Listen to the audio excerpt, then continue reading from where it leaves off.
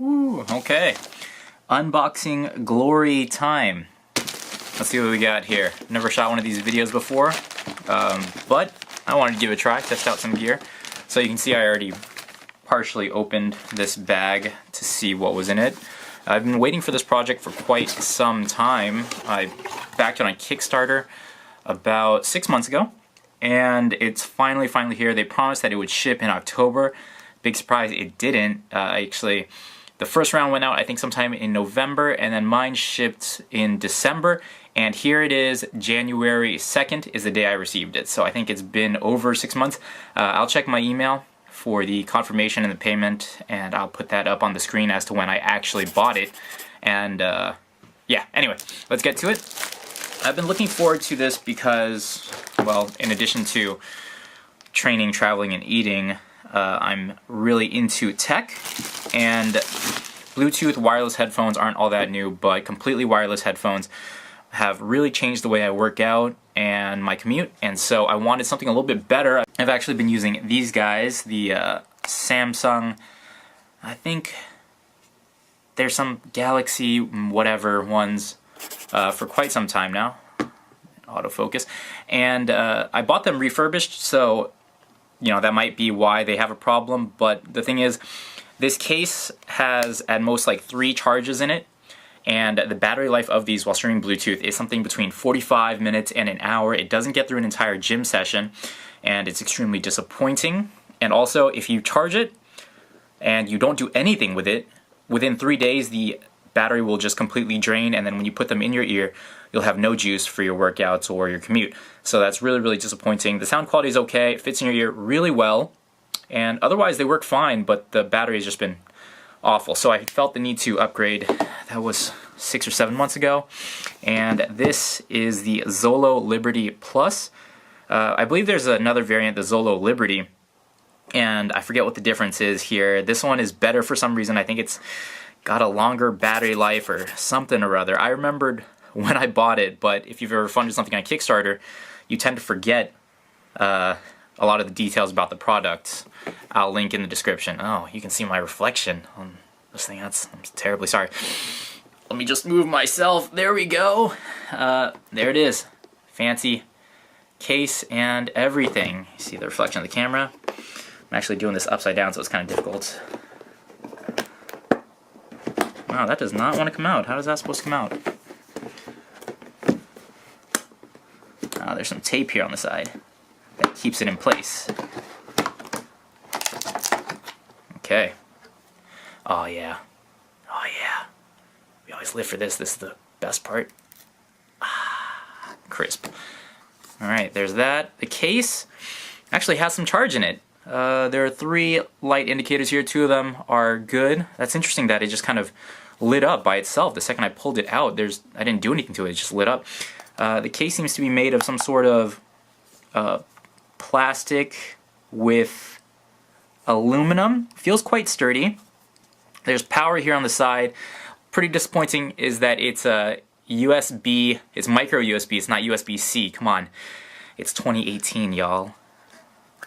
Alright, there it is. There's the case. And let's plop these suckers in. There we got the left one. Oh, nice. And it's charging already. And the right one. That one's not charging. Okay, there we go. Now they're in there. Are they charging? How can I tell? I would assume that these white lights mean that they are charging. Not entirely sure. What else is in the box here? Let's see. Fully charged case and earbuds before use. That's what it says. Oh, nice. A whole bunch of adapters for your ear. A braided USB cable. That's a nice touch. Nice and yellow. I like USB cables in colors. It makes it easy for you to organize what's what. Not that it really matters because micro USB is pretty universal. But yeah, it feels nice, sturdy. Let's see how long this is.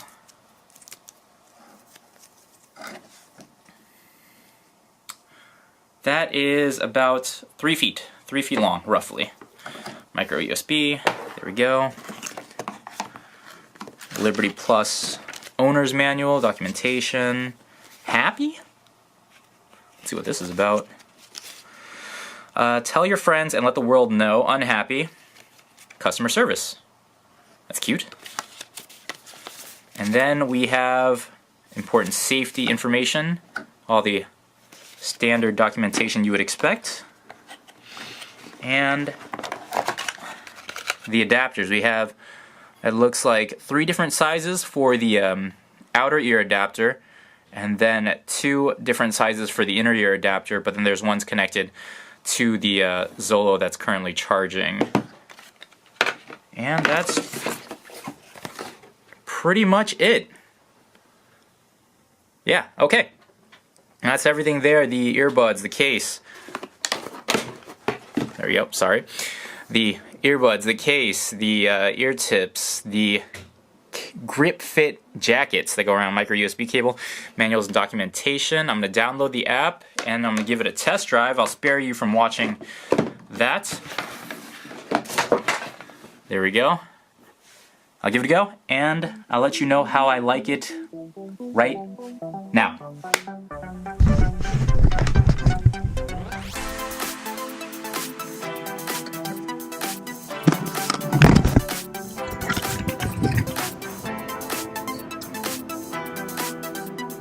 Alright, been using them for about maybe 45 minutes now. Initial review is that I like the way they sound a lot. The equilibrium profiles are pretty nifty. Right away though, no volume control on them, so what the hell. Also, the buttons on the side are all actual buttons. They're not capacitive feedback, so it feels weird to like pause music because you're shoving it in your ear. So what the hell, right? Could have been capacitive, you know. But I guess I didn't spend that much money for them. $100, just $100. I'm about to head into this cafe to steal some water. Just bought some doggy toys. It's a kettlebell for the dog. $10. There was only one. I would have bought so many more. And also some dog treats. Consider following my dogs on Instagram at Kuma and Freya. Adopt, don't shop. Jump rope test.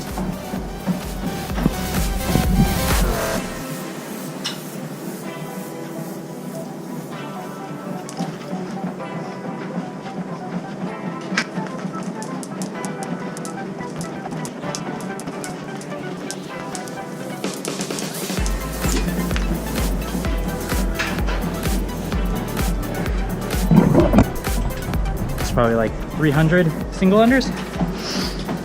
They stay in your head, but the grip is not too confidence inspiring.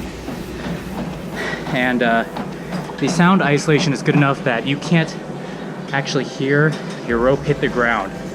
And when I was riding on the bus, I couldn't really hear anyone around me. There's a mode, a transparent mode, to hear what's going on around you, but it's really interesting because it acts as a microphone, takes in the surrounding sound, and amplifies it artificially into your ears. And that's interesting because it's actually, it picks up stuff and it plays louder than I actually hear it without the headphones on. So I felt like I was eavesdropping on other people's conversations. Pretty good if you're running outdoors though.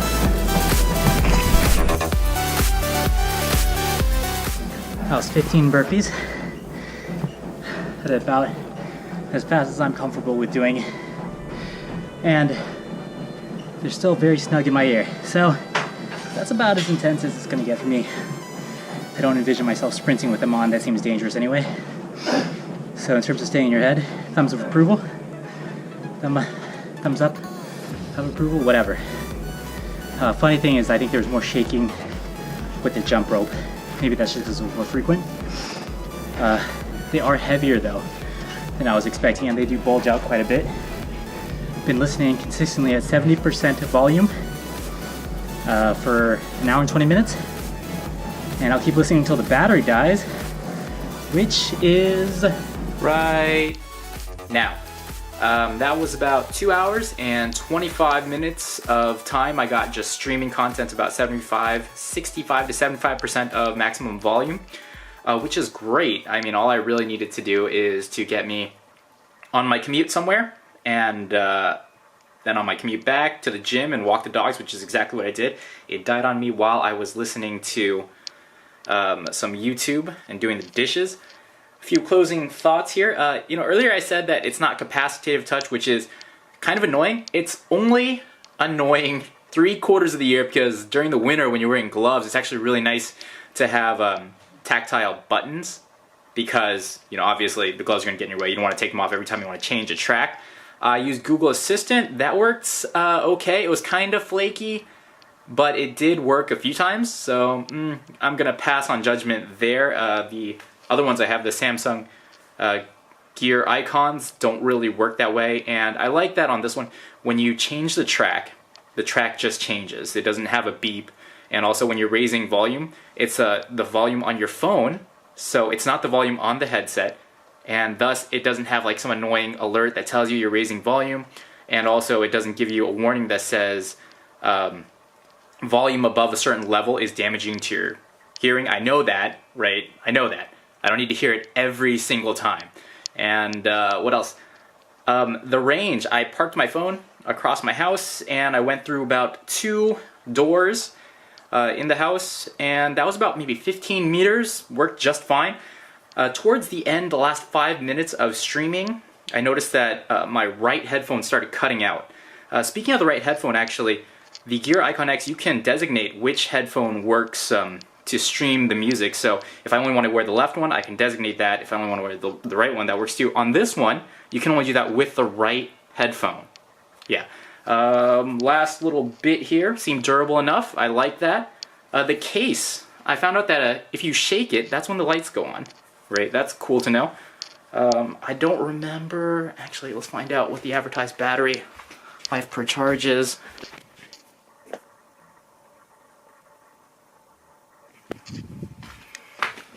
The box claims 3.5 hours playback. Obviously did not get that.